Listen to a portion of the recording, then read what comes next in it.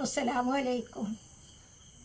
ഓതിടവേ ബദറുളി മകളെ തിരുനബി മകളെ സുഹ്റബദൂലെ, ഒരുവനുടെ വിധി വന്ന നേരം പിരിഞ്ഞു ബി മകളെ ഉമ്മ. ഇതുപോലെ നമ്മതിലും വിധിക്കും, അസ്റായീലടുക്കും, റൂഹിനെ പിടിക്കും. ആർക്കും ഈ ദുനിയാവിൽ സ്ഥാനം ലഭിച്ചിട തിരുമകളെ.